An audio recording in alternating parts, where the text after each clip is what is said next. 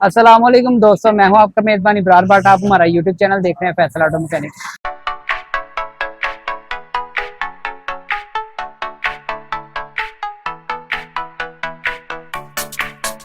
दोस्तों, जो भाई कहते हैं कि भट्ट साहब हमारे पास बुलान है, इससे की आवाज नहीं जा रही, गूंज नहीं जा रही, ये भाई हमारे पास गुजरात से तशरीफ लाए हैं।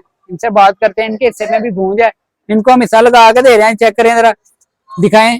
ये भाई खोल रहे हैं, हिस्सा निकालते हैं, आपको इसकी कंडीशन भी दिखाते हैं, जो हम फिट कर रहे हैं वो भी आपको दिखाएंगे। तो भाई से बात करते हैं, इनकी गाड़ी की इस टाइम क्या कंडीशन है। इंशाल्लाह बाद में भी आपको इनका रिव्यू देंगे। अस्सलाम वालेकुम जी वालेकुम सलाम सर।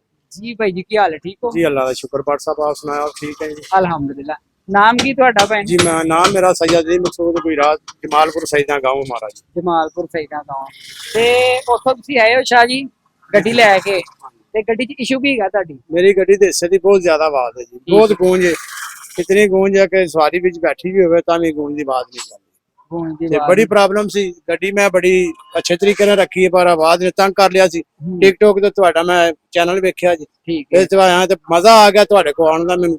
ਉਸ ਤੋਂ ਬਾਅਦ ਇਨਸ਼ਾਅੱਲਾ ਤੁਹਾਡੀ ਡੀਲ ਵੀ ਬਹੁਤ ਅੱਛੀ ਹੈ, ਤੁਹਾਡੀ ਜ਼ਬਾਨ ਵੀ ਬਹੁਤ ਅੱਛੀ ਹੈ, ਤੁਹਾਡਾ ਹਿਲਾਕ ਵੀ ਬਹੁਤ ਅੱਛਾ ਹੈ। ਇਨਸ਼ਾਅੱਲਾ ਤੁਹਾਡਾ ਕੰਮ ਹੋਏਗਾ ਤੇ ਕੰਮ ਵੀ ਬਹੁਤ ਅੱਛਾ ਹੋਏਗਾ। ਜੀ ਬਿਲਕੁਲ ਠੀਕ ਹੈ ਜੀ। ਠੀਕ ਠੀਕ ਤੇ ਹੈ ਬਾਕੀ ਜਿਹੜੇ ਭਾਈ ਕਹਿੰਦੇ ਨੇ ਨਾ ਕਿ ਭਾਈ ਸਾਡੇ ਗੱਡੀ 'ਚ ਗੂੰਜ ਹੈ ਤੇ ਗੂੰਜ ਨਹੀਂ ਜਾ ਰਹੀ, ਭਾਈ ਹੋਰੀ ਵੀ ਕਹਿ ਰਹੇ ਨੇ ਮੈਂ ਬੈਰਿੰਗ ਚੇਂਜ ਕਰਾਏ ਨੇ ਫਲਾਂ ਜਗ੍ਹਾ ਤੋਂ।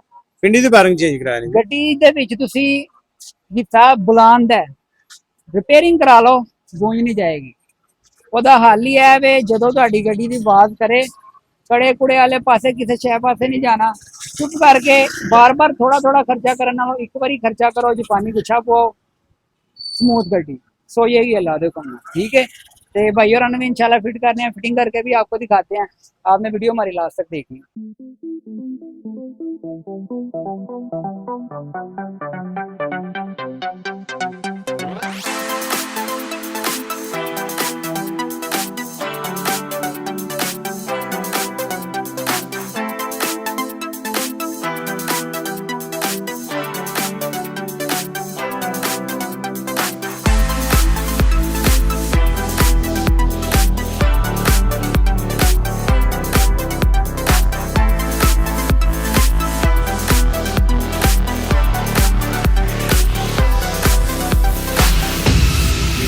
जी तो ऑलरेडी जी गाड़ी माशाल्लाह भाई की फिट हो गई है।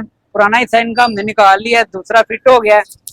भाई नू जैक के उत्ते ला के गड्डी की तसल्ली करा रहे हैं नाल। और जब भी आप ये हिस्सा फिट करें, एक चीज मेरी आपने याद रखनी है कि आपने इसको थोड़ी देर के लिए इस तरह टाइम देना है गाड़ी को, ताकि आपका जो है ऑयल वो चारों तरफ हिस्से का घूम जाए। ऐ नहीं कि तुम तेल पाया थले लाओ तो बस खिंच दो, इस तरह भी आप नुकसान कर लेते हैं। जी शाह जी, जी साहब तो मजा आया गड्डी जी का? भट्ट साहब क्या बात है, मजा आ गया जनाब। गड्डी स्मूथ हो गई, पता ही नहीं चल रहा है, सही बात ही नहीं है। सो गई माशाल्लाह। सो गई है। ਸਾਨੂੰ ਇੰਨੀ ਗੱਲ ਮੈਂ ਪਹਿਲੇ ਗਈ ਸੀ ਇਸ ਤਰ੍ਹਾਂ ਕਿ ਜੀ ਅੱਲਾ ਦੇ ਹੁਕਮ ਨਾਲ ਤੁਹਾਡੀ ਗੱਡੀ ਸੋ ਲਾਣ ਜਾਏਗੀ। ਤੋਂ ਪਹਿਲੇ ਭट्ਟ ਸਾਹਿਬ ਜੀ ਜੋ ਤੁਸੀਂ ਕਿਹਾ ਇਹ ਉਸੇ ਤਰ੍ਹਾਂ ਹੋ ਰਿਹਾ ਜਨਾਬ। ਹੋਰ ਹੁਣ ਲਾ ਕੇ ਦਿੱਤਾ ਹੈ, ਇੱਥੇ ਤੁਹਾਡੀ ਤਸੱਲੀ ਹੈ, ਇੱਥੇ ਤੁਹਾਡਾ ਮੇਰਾ ਰਾਬਤਾ ਟੁੱਟਾ ਨਹੀਂ। ਜੀ ਨਹੀਂ ਬਿਲਕੁਲ 15 ਦਿਨ 20 ਦਿਨ ਮਹੀਨਾ ਇਹਨੂੰ ਆਪਣੀ ਤਸੱਲੀ ਕਰੋ। ਅਗਰ ਇਹਦੇ ਚ ਕੋਈ ਫਾਲਟ ਹੁੰਦਾ ਹੈ ਫਿਰ ਵੀ ਮੇਰੀ ਭट्ट ਸਾਹਿਬ ਜਿਸ ਤਰ੍ਹਾਂ ਕੰਮ ਹੋ ਗਿਆ ਜਾਂ ਕਰ ਰਹੇ ਦਿੱਤਾ ਤੁਸੀਂ, ਮੈਨੂੰ ਉਮੀਦ ਹੈ ਕਿ ਕੰਪਲੇਨ ਨਹੀਂ ਆ ਰਹੀ ਤੁਹਾਡੇ ਕੋਲ। ਇਨਸ਼ਾਅੱਲਾ ਤੁਹਾਨੂੰ ਇਨਸ਼ਾਅੱਲਾ ਆਣੀ ਨਹੀਂ, ਕਿਉਂਕਿ ਕੰਮ ਬਹੁਤ ਤਸੱਲੀ ਨਾਲ ਕੀਤਾ ਤੁਸੀਂ ਤੇ ਪਿਆਰ ਮੁਹੱਬਤ ਬਹੁਤ ਕੀਤੀ ਤੁਸੀਂ ਸਾਡੇ। ਬਾਕੀ ਅੱਲਾ ਦੇ ਹੁਕਮ ਨਾਲ ਇਹ ਤੁਹਾਡਾ ਦੇਰ ਬਾਅਦ ਕੰਮ ਹੋਏਗਾ। ਖੁਦਾ ਨਾ ਖਾਸਤਾ ਅਗਰ ਇਹ ਕੋਈ ਇਹਦੇ ਵਿੱਚ ਮਤਲਬ ਹੁੰਦਾ, ਪਤਾ ਕੀ ਇਹ ਕਸਟਮਰ ਦੀ ਤਸੱਲੀ ਹੁੰਦੀ ਹੈ ਜੀ ਜੀ ਕਿ ਯਾਰ ਉਹਨੂੰ ਪਤਾ ਕਿ ਮੈਨੂੰ ਅੱਛੀ ਚੀਜ਼ ਲੱਗੀ ਹੈ ਤੇ ਮੈਨੂੰ ਬੈਕਅਪ ਟਾਈਮ ਮਿਲਦਾ ਪਿਆ। ਅਦਰਵਾਈਜ਼ ਪੁਰਾਣੇ ਸਮਾਨ ਦਾ ਲੋਕੀ ਲਾ ਕੇ ਕਹਿੰਦੇ ਨੇ ਭਈਆ ਚੈੱਕ ਕਰੋ, ਮਕੈਨਿਕ ਲਿਆਓ ਤੇ ਕੱਢੋ।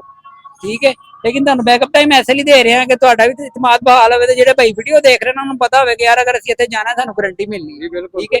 और जो भाई अपनी गाड़ी में ये लगवाना चाहते हैं हिस्सा, अगर आपकी गाड़ी आवाज कर रही है, गूंज कर रही है, तो आप हमारे पास तशरीफ लाएं। लाहौर बिलालगंज नंबर आपको मेरा बायो में मिल जाएगा। सुबह 10 से शाम 5 के दरमियान आपने कॉल करनी है ताकि आपको प्रॉपर तरीके से गाइड किया जाए। और भाई के अकाउंट को सब्सक्राइब कर लें ताकि आने वाली वीडियो का नोटिफिकेशन आसानी तरीके से आपको मिलता रहे। नेक्स्ट वीडियो में इंशाल्लाह फिर आपसे मुलाकात होगी। अल्लाह हाफ़िज़।